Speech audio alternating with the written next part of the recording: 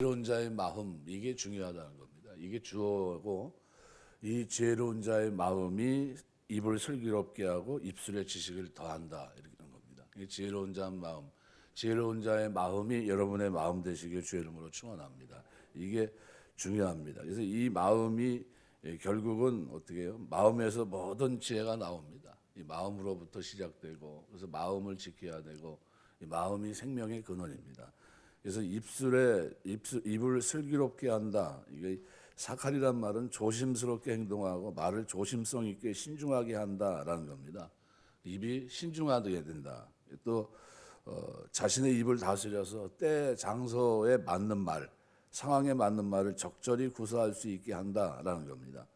지혜로운 마음이 언어 생활에 있어서 입을 슬기롭게 하고 또 입술의 지식을 더합니다. 이 지식이란 레카우란 말은 인간이 마땅히 알아야 될 지식 또는 교훈을 가리킵니다. 특별히 말과 언어를 통해 전달되는 지식을 뜻하는 것으로 볼 수 있는데, 이 단어가 다른 데서는 말로도 번역이 됩니다. 그래서 입술과 관련돼서 이러한 뜻으로 오늘 이 지식을 더한다 분명히 얘기하고 있고, 더한다는 말은 증가시킨다, 배가시킨다, 가치를 높인다라는 의미입니다. 그러니까 하반절이 전달하고 있는 내용은 지혜로운 자의 마음은 그의 말에 상대방을 설득시킬 수 있는 지식을 증가시켜서 대화의 가치를 높이게 한다.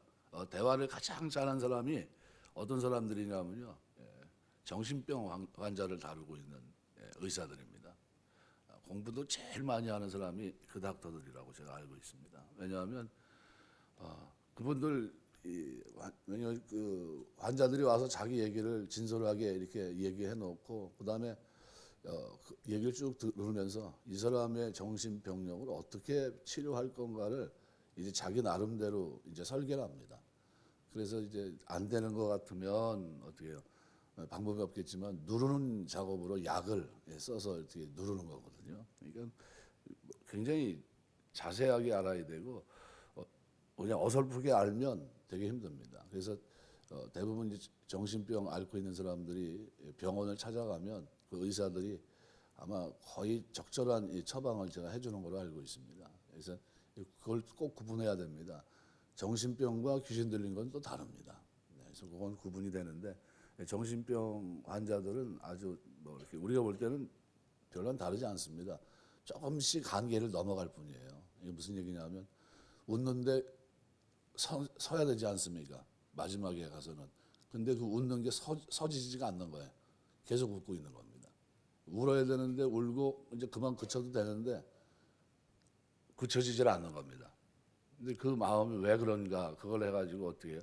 약으로 조절하는 그런 겁니다. 그래서 그런 부분들. 그래서 솔로몬이 지혜로운 마음을 하나님 앞에 구하잖아요. 열린 마음, 들을 수 있는 귀, 이걸 달라고 합니다. 일천번제 드리고 하나님께서 내가 내게 뭐 해줬으면 좋겠느냐.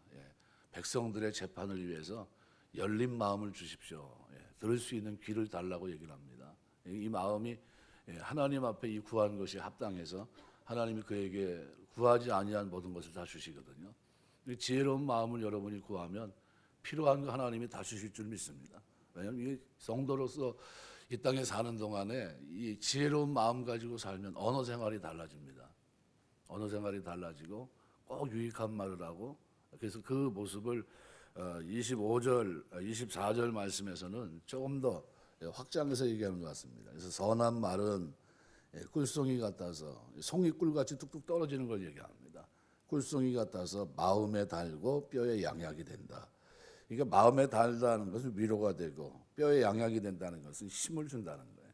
그래서 선한 말이 어떤 말이냐? 우리가 말한 대로 위로와 힘을 주는 말이다. 뭐 어떤 분이 그렇게 뭐 칭찬하면 고래도 춤을 춘다고 그랬더니 누가 또 반대로 이렇게 합니다. 고래가 춤을 추게 하면 안 된다고.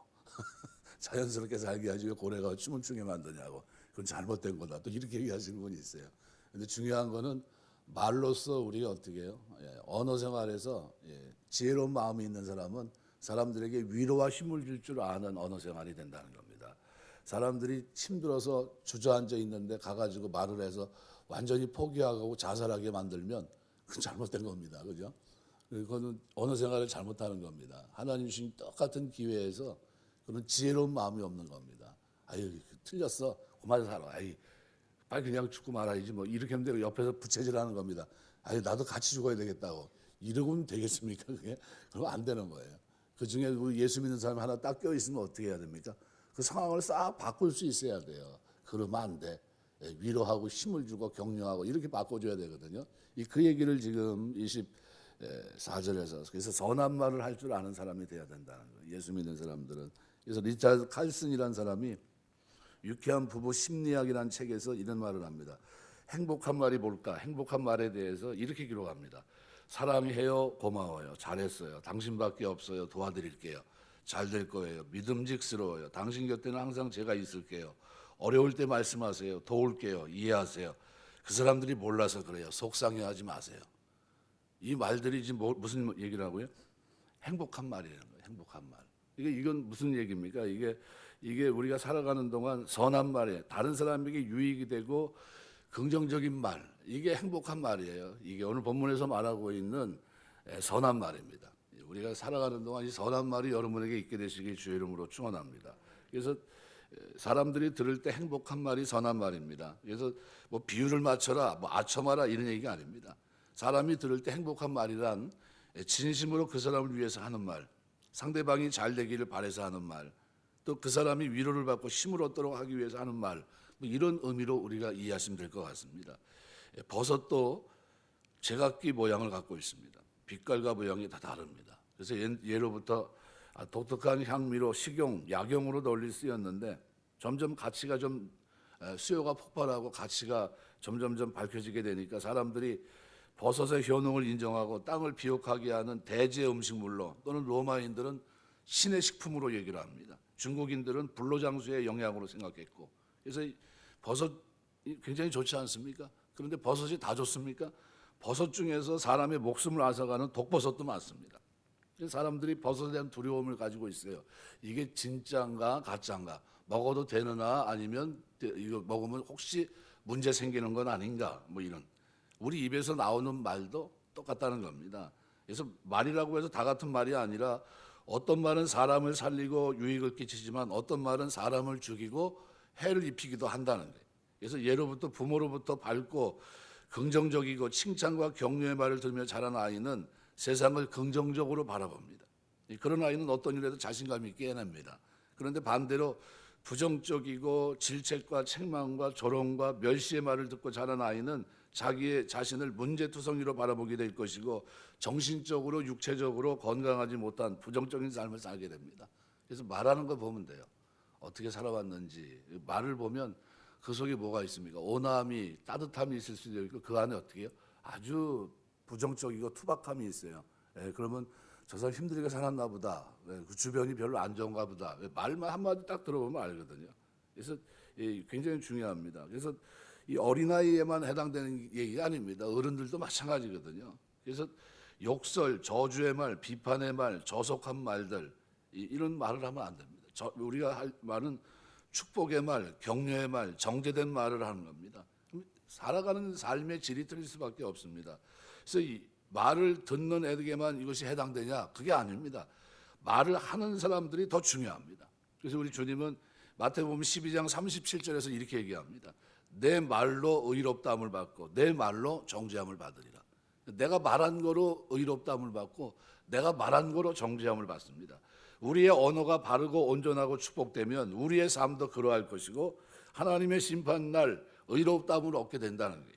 그러나 우리의 언어가 그릇되고 부정되고 저주스러우면 우리의 삶과 우리의 내세도 저주스럽고 어떻게 해요? 비참할 수 있다는 겁니다. 우리는 성도로서 구원받은 자로서 이제는 어떻게 해요? 선한 말, 다른 사람을 살릴 수 있는 말, 유익을 줄 수 있는 말, 위로와 힘을 줄 수 있는 말, 이 말을 할 수 있기 위해서 하나님 나에게 뭐예요? 지혜로운 마음 주옵소서. 오늘 우리 기도하시면서 앞으로도 그렇고 하나님 내가 살아가는 동안 지혜로운 말로 사람을 살리는 말, 힘을 주고 용기를 주면서 주님 만나게 하는 이런 언어 생활이 될 수 있도록 도와주옵소서. 기도하시고 그런 은혜가 있게 되시길 주의 이름으로 축원합니다. 예배서 4장 29절 보면 무릇 더러운 말은 너 입 밖에도 내지 말고 오직 덕을 세우는데 소용되는 대로 선한 말을 하여 듣는 자들에게 은혜를 끼치게 하라. 어떤 말을 하라고요? 선한 말을 하여, 그죠? 모든 선한 말, 선한 말을 해서 듣는 자들에게 은혜를 끼치게 하라. 여기 선한, 오늘 본문에도 24절에 선한 말은 이렇게 했는데 노함이란 단어입니다. 즐겁고 유쾌한 말을 얘기해요. 아름답고 사랑스러운 말, 친절과 호의와 은혜를 나타냅니다. 그래서 이 친절과 호의를 즐겁고 유쾌하게 하는 이 말은 어두운 마음을 밝게 하는 말이에요. 그러니까 이런 말들은 꿀송이 같다는 겁니다. 송이 같아서 추프라는 말은 넘치는 걸 말합니다. 넘친다. 그러니까 달콤하고 영양이 많은 꿀이 흘러 넘치듯이 이거는 뭘 얘기하냐면 벌집을 얘기합니다. 벌집. 벌집에 꿀이 차고 넘치는 것처럼. 그러니까 이것은 상징적으로 보통의 기쁨이 아닌 넘쳐나는 유익, 기쁨을 준다는 거예요. 선한 말은. 그러니까 선한 말은 벌집과 같다는 거예요. 벌집. 벌집에 여러분 혹시 나중에 꿀 채취하는 데 한번 가보셨는지 모르겠습니다. 네. 진짜 가서 꿀 이렇게 해가지고 입에다 넣으면요. 꿀 먹은 벙어리가 되는 게 그게 꿀 먹은 벙어리가 그렇게 되더라고요.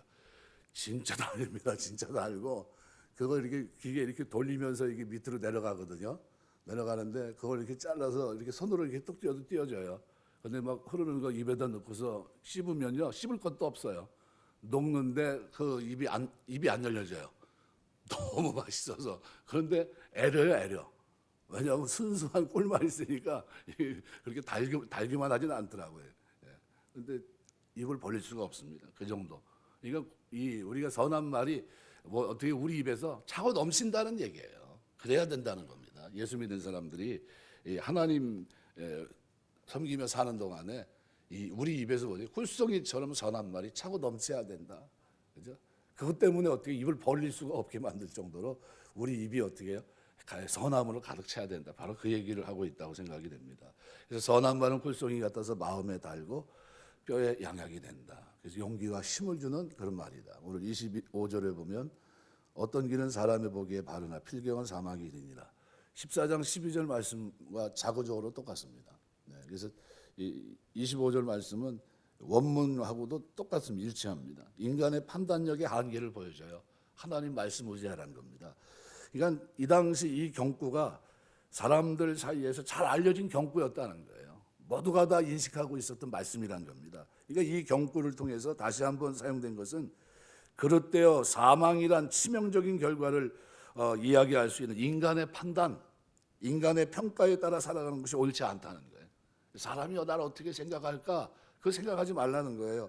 인간의 판단이 아니라 절대 진리인 하나님 말씀이 삶의 기준이 돼야 된다. 바로 그거를 25절 말씀에서 얘기합니다. 그래서 어떤 길은 사람이 보기에 바르나 그죠? 필경은 사망의 길이다. 그래서 14장 12절에 보면 어떤 길은 뭐로 되어 있습니까? 단수로 되어 있고 뒤에 있는 사망의 길은 복수로 되어 있습니다. 그래서 사람이 보기에라는 이 단어도 이브리 말로는 니프네이시에서 하나님 사람 앞에서예요. 사람의 얼굴에입니다. 그러니까 이런 이 표현들을 쓴 이유는 뭡니까? 오로지 사람의 기준을만 얘기하는 겁니다. 하나님 앞에 쓰지 않고 하나님을 배제한 육체적 불신앙적 기준을 가지고 사리 판단을 내린 이런 것을 얘기합니다. 그러니까 어떤 길은 사람들이 볼 때는 바릅니다. 사람들을 자기들끼리는 어떻게 해요? 괜찮아 그러고 있다는 거예요. 그런데 필경은 뭐에 망하는 길, 사망의 길입니다. 왜요? 하나님 말씀을 벗어난 길이기 때문에. 그래서 필경은이란 말은 시간의 맨 끝, 종말의 때를 말합니다. 맨 끝 시간. 자기가 쉽게 말하면 괜찮을 거야. 그리고 살았는데 맨 끝에 어떻게 해요? 보니까 아니에요. 왜요? 심판자가 볼 때 어떻게 해요? 하나님 말씀을 저버렸다는 거예요. 너희가 어떻게 네 멋대로 살았는지. 이거를 사사기서는 뭐라고 표현하고 있냐면 자기 소견에 옳은 대로 사는 겁니다. 하나님 왕이신 그리스도 중심으로 살지 못하고 여호와 중심으로 살지 못하고 자기 중심으로 자기 소견, 자기 생각대로 살아간 걸 말해요. 이 필경은 그 사람들 보기에는 어떻게 괜찮아 보이는데 필경은 뭐예요? 사망의 길입니다. 그래서 이것을 얘기하고 있고 상반절이 단수고 하반절이 복수입니다. 사람이 하나님을 배제하고 나름대로 근거해서 최선의 길이요 지혜로운 길로 여겼던 그 길, 참되고 유일한 성공길로 여겼던 그 길이 사실은 질비하게 놓인 파멸의 길 중 하나일 것이다. 이렇게 얘기하고 있는 겁니다. 말씀 맺겠습니다. 오늘 이런 것보다도 진짜 더 중요한 거는 그 지혜로운 마음이라고 생각이 돼요. 오늘 우리 하나님 앞에 기도하면서 진짜 이 지혜로운 마음이 있으면 우리가 어떤 말을 합니까? 예, 입에 슬기롭게 하고 입술에 지식을 더하고 선한 말이 내 속에서 쏟아져 나갑니다. 그래서 이것이 우리에게 뭐죠? 꿀송이처럼 차고 넘쳐야 된다는 거예요. 그래서 어떻게 해요? 입에 꿀을 잔뜩 머물고 있으면은요, 누가 말을 해도 뭐가 나옵니까? 꿀이 질질 흐릅니다. 무슨 얘기냐면 우리 입에서 뭐가 흘러야 된다는 겁니까? 선한 말이 흘러야 된다는 거예요. 다른 거 나오지 말고. 예? 선한 말이 흐르면 사람들 만날 때 뭐가 될까요? 위로, 힘을 주고 격려하고 용기를 주고, 그죠? 그 그리스도로 인도할 수 있고, 이 말들이 그리스도인들의 언어 생활에 중요하다는 겁니다. 그래서 우리가 기도하시면서 오늘 하나님 은혜 주셔서 앞으로 살아가는 동안 내 언어 생활이 사람들을 힘을 주고 용기를 주고 사람을 살려내는 그런 언어 생활, 지혜로운 마음이 내 속에 있어서 하나님 영광에 쓰임받는 언어 생활이 될 수 있도록 하나님 축복해 주옵소서. 기도하시고 이런 언어 생활이 저와 여러분의 언어 생활 되시길 주의 이름으로 축원합니다. 기도하겠습니다.